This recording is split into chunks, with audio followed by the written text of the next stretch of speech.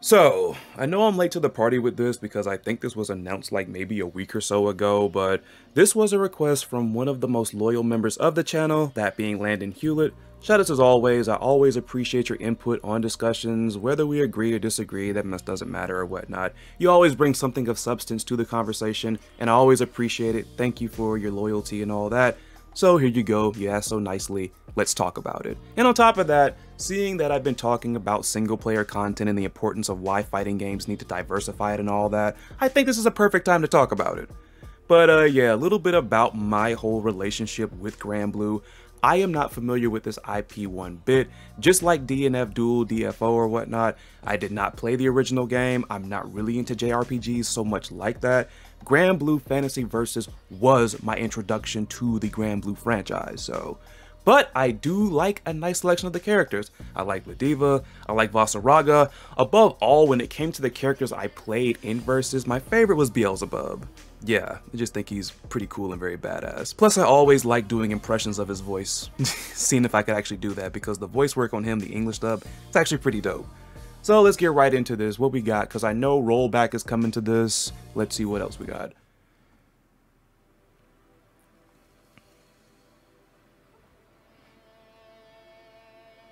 Overall look of Granblue is really cool too. Across these boundless turbulent skies, those who fight shine without parallel. With indomitable strength, with heightened mastery, with unbending passion, for honor and pride. There's my boy. The heat of battle. Fire. Geared up and ready to go. Ah!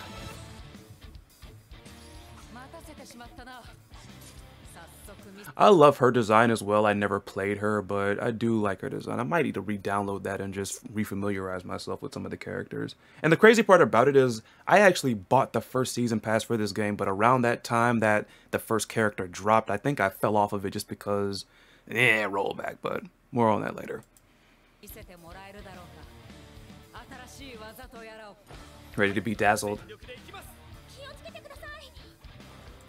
I'm sorry. The fact you said no holds barred and I just finished recording the Zelina Vega video, just saying, I just think wrestling with no holds barred. Let's keep going.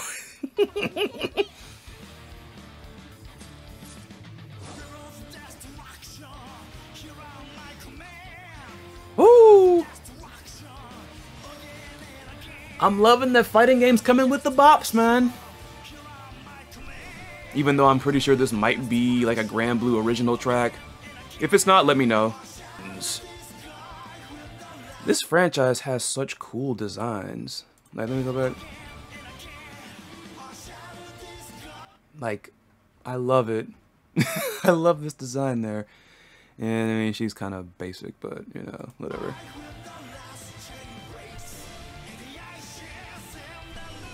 Ah, the man came with the stomps.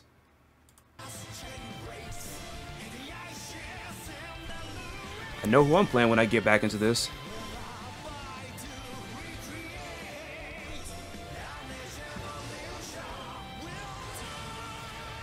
It has a really clean look. Full ensemble of Skybound heroes. I'm over here just rocking to this song, man. New action, so I guess. Oh, that stage looks beautiful. Unless it's already in the game. Like I said, I fell off of Granblue pretty quickly, so I don't know what all got added, honestly. But this stage looks beautiful. I like it. New characters, okay. I'm pretty sure this franchise is rich with, you know, diverse characters and everything. New story, awesome. That's what I heard about the rollback. Crossplay on launch? Crossplay on launch, really? Wow. And it's PS4, PS5, and Steam. Okay. Granblue Fantasy Versus Rising.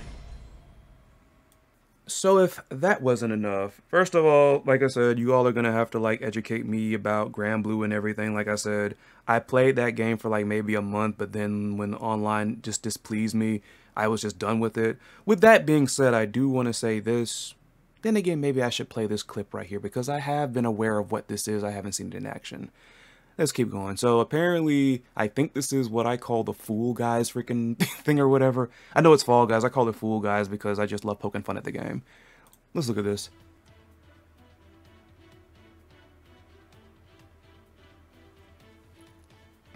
There's always something kind of goofy about Gran, at least in my opinion. Not anything bad, he's just kind of dorky.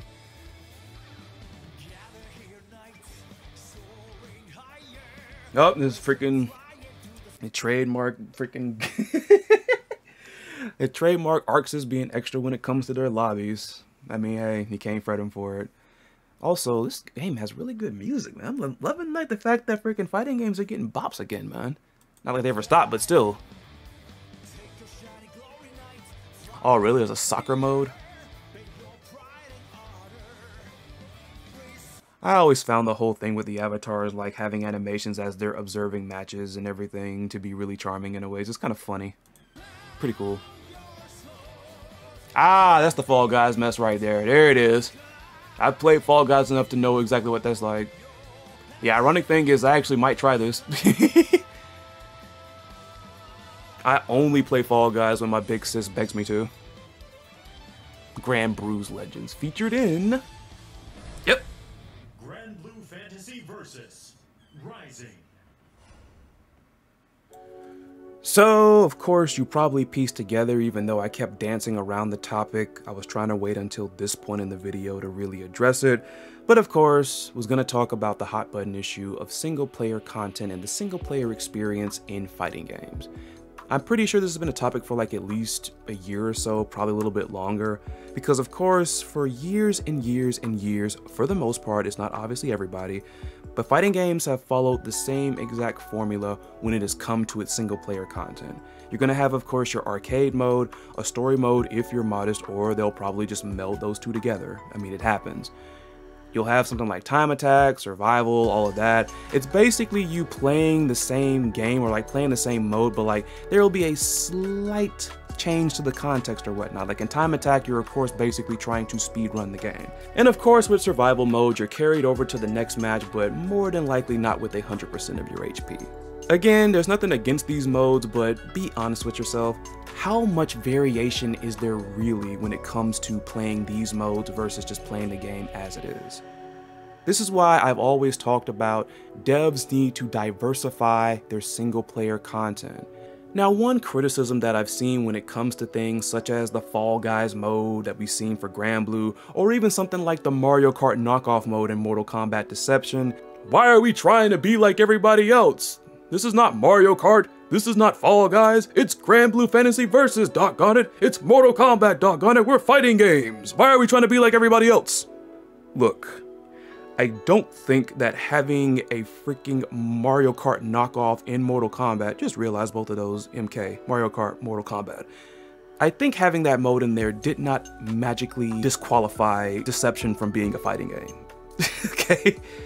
Like with Street Fighter 6, I am pretty sure that a lot of the mini games that we've seen, them preview and everything, you're gonna get some currency, and of course currency is gonna mean whether it's titles or mostly the big draw, of course, is the customization of your avatar / your character.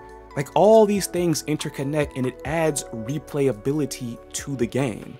Like I think this was back when I did my KOF 15 review, or maybe this was back when I was roasting the Inverse review, but I remember somebody telling me that SNK would have been wasting money by trying to implement single player content because the normies, or I guess like they meant like the casuals or whatever, or people that have never really been into KOF, they don't go here and they're not gonna stick around. And my response, and I'm pretty sure I just said this moments ago, these things add replayability to the game. They do. Because look at KOF 15 right now. I still love that game, but just being honest, how much does that game have in terms of single player content? Not a lot. It doesn't. And every casual player out there is not just content with the same old formula that fighting games have been doing for a while now. We're not saying sell out the game like a lot of these people who are so critical of stuff like a Fall Guys or a Mario Kart mode in a fighting game. Like, we're not talking about that.